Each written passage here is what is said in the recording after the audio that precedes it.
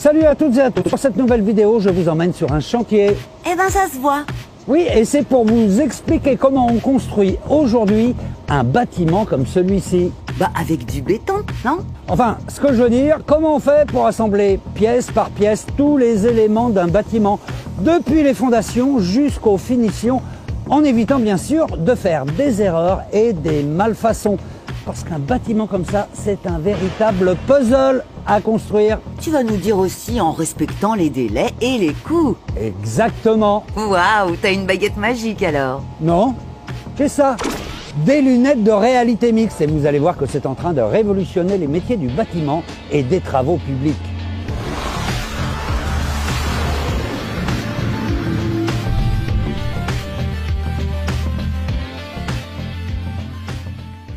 Bon alors, aujourd'hui Olivier, quand on construit un bâtiment, avant de le construire physiquement, comme on l'a vu à l'extérieur, on commence par le construire virtuellement, c'est ça? Complètement, oui. On va tout assembler sur ordinateur avant de tout assembler sur chantier. C'est ce qu'on appelle la technique du BIM. Voilà. Ça veut dire quoi? BIM pour bâtiment, information, modélisation. Donc l'objectif, c'est de modéliser des maquettes autour d'un projet de bâtiment de construction réel.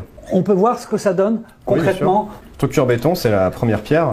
Ouais. Donc ici, on a une structure béton d'un étage où on voit les façades, les poteaux, les voiles en béton. Par-dessus ça, on va pouvoir rajouter tous les réseaux d'électricité, de plomberie, de traitement d'air. L'eau, l'air, etc. On peut voir un peu plus globalement pour voir la complexité d'un bâtiment quand même? Donc là, on a uniquement les réseaux du bâtiment. On comprend tout de suite quand on le voit en 3D, alors que sur des plans, ce serait beaucoup plus compliqué. Alors, il y a une maquette générale qui est faite avant le début du chantier, mais en fait, cette maquette, elle évolue au fil du temps. Exactement, en fait, le BIM va suivre tout le cycle de vie du projet. Donc on va commencer à réaliser une maquette BIM à partir de la modélisation de l'architecte qui va réaliser pour les avant-projets le permis de construire. Ouais. Et petit à petit, chaque spécialité va modéliser son propre métier en 3D. Ouais. Et on va assembler ces maquettes entre elles pour avoir une vision globale et complète de l'ensemble de l'immeuble. Globalement, c'est quoi les avantages du BIM? Il va apporter du confort de travail parce que chacun va pouvoir travailler dans un environnement collaboratif et transparent. Et par ailleurs, ça va faire gagner du temps au projet parce qu'on va moins faire d'erreurs. Et ça permet très rapidement et même de manière pratiquement automatique de repérer les collisions qu'il peut y avoir entre deux objets. Dans le métier, on appelle ça des clashs. On appelle ça des clashs. Donc là, ici, une collision d'une gaine. La gaine. La gaine qui est ici. Oui. On se remarque qu'elle percute la poutre en verre qu'on a ici. Donc ça permet d'anticiper vraiment les erreurs Oui. au moment de la fabrication, au moment de la construction, et donc évidemment de gagner du temps. Le but final, c'est de gagner du temps et en qualité sur le projet final qu'on va rendre à notre client. Et bien maintenant, on va aller voir comment ça marche le BIM, mais sur le chantier.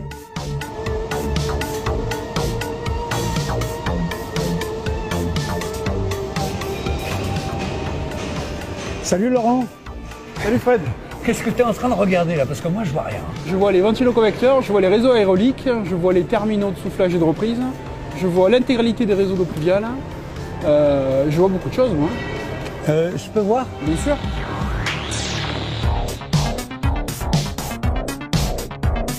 Ah oui! Génial!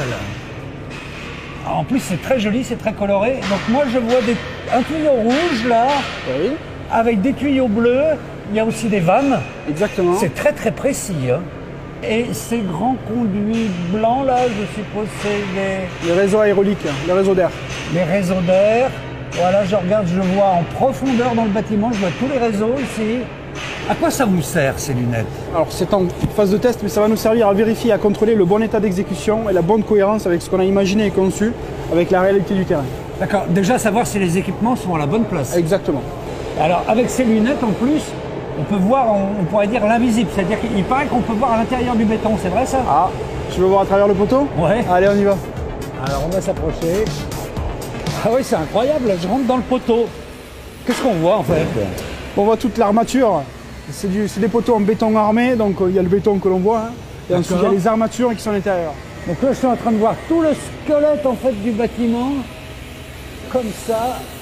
Et alors, ce qui est génial aussi, je vais essayer de faire la manip, hein, c'est qu'on peut mesurer, prendre des cotes. Je vais partir d'ici, voilà.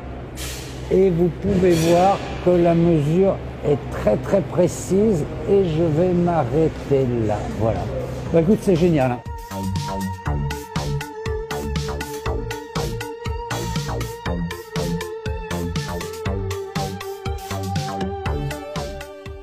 Bon alors tout à l'heure là on a utilisé les lunettes de réalité augmentée, mais vous utilisez plutôt la tablette vous, c'est ça? C'est plus costaud, c'est plus résistant au choc et en termes de sécurité c'est beaucoup mieux de voir aussi l'environnement dans lequel on évolue. Alors là cette fois-ci on n'a pas la superposition sur une vue réelle, hein. Là on est vraiment sur la modélisation en 3D. Exactement, on a une dalle en béton et quand on s'amuse on peut s'amuser à l'intérieur, évoluer à l'intérieur, et quand on évolue on voit les équipements qui commencent à apparaître. Okay. Et donc on arrive rapidement à voir tout ce qui va se passer dans le futur de l'opération. Donc ça me permet à l'avancement de l'opération, de contrôler pas à pas l'évolution du chantier. Je vais commencer à contrôler les premières implantations des machines, parce que si la première machine n'est pas au bon endroit, c'est-à-dire que celle au bout ne rentrera pas. Donc on est quand même sur des espaces un peu étroits. Et ça, tu t'en rends mieux compte avec le système BIM comme ça qu'avec des plans traditionnels sur papier? C'est surtout je suis plus à même d'arbitrer s'il y a des petites erreurs de calage. Cette machine-là, par exemple, si elle est décalée de 10 cm de ce côté-là, je me rends compte que si, ça va gêner pour la maintenance. Les vannes, on va difficilement y accéder. D'accord. Donc, ça me permet d'avoir une vision beaucoup plus globale et beaucoup plus détaillée que les plans réellement 2D. Ça a changé beaucoup de choses dans ton métier? L'appréhension des différentes problématiques est en commune mesure. On les voit beaucoup plus rapidement. On arrive à être plus pertinent dans la conception. C'est mieux faire du premier coup et ça permet de réunir aussi beaucoup d'acteurs directement sur un projet en réunion de synthèse. Ça veut dire que tous les métiers du bâtiment doivent tous connaître ce système-là? Alors, tous ceux qui en ont l'utilité. Je parle de menuiserie, je parle d'électricité, de plomberie. Là, oui, il y a du sens à travailler comme ça parce qu'on est beaucoup plus efficace, on va beaucoup plus vite dans la conception et surtout pour passer de la conception à la réalisation du projet. Mais toi, il y a 2 ans que tu travailles avec, ça a été long pour toi de t'habituer à ça? Non, parce que je la manipule uniquement dans un objectif de contrôle. Je ne conçois rien, je ne dessine rien, je m'en sers uniquement comme une visualisation. D'accord. Et oui, la conception de la maquette 3D, c'est l'affaire d'Olivier, le BIM manager, et de son équipe. Le BIM manager, c'est pas forcément celui qui va modéliser la maquette, mais c'est lui qui va coordonner le projeteur, qui conçoit et qui modélise, dans l'objectif de pouvoir récupérer une maquette complète, lisible par tous. Les principales compétences pour devenir BIM manager, ce serait l'écoute des problématiques des gens du métier et la curiosité envers les nouvelles technologies et l'informatique. Donc arriver à coupler ces 2 compétences-là, ces 2 atouts-là, c'est ce qui fait pour moi aujourd'hui un BIM manager. Avec l'arrivée du BIM, d'autres métiers ont aussi vu le jour. On va avoir le coordinateur BIM, donc lui il va vraiment être au plus proche du terrain et former un binôme avec le conducteur de travaux dans la réalisation d'un projet très spécifique pour lui apporter un support technique, informatique auprès de la maquette numérique ou exécuter certaines tâches automatiques, par exemple la détection des clashs au fur et à mesure de l'évolution des maquettes. Il y a un autre métier qui est né, c'est le métier de développeur BIM. Donc c'est des gens qui ont pour objectif de mettre en place une démarche BIM ou développer des outils numériques pour des métiers aujourd'hui qui n'en sont pas dotés. Si vous aussi vous voulez vous former au métier du BIM, il existe déjà des formations spécialisées dans certaines écoles d'ingénieurs. Aujourd'hui, il y a tout à faire dans le bâtiment en point de vue numérique. On sait ce qui fonctionne parce qu'on peut facilement regarder d'autres industries, l'industrie de l'aéronautique ou de la mécanique, qui ont adopté déjà ces réflexes numériques et s'en inspirer pour faire en sorte que ça évolue encore mieux dans le monde du bâtiment. Chaque année, il y a des nouveautés. Chaque année, il y a de plus en plus d'acteurs qui se forment aux outils numériques et au BIM. Et ça devient de plus en plus facile de mettre en place une démarche complète BIM sur les projets. Alors autant vous dire que le BIM, c'est une affaire en béton. Mais attendez, il est où Fred là? Fred? Bon alors maintenant les gars, vous me peignez toute cette façade en rose. Voilà. Un peu moins rose quand même. Ça va Fred? Tu t'amuses bien? C'est incroyable, on se croirait dans un jeu vidéo. Oui, mais là t'es sur un vrai chantier.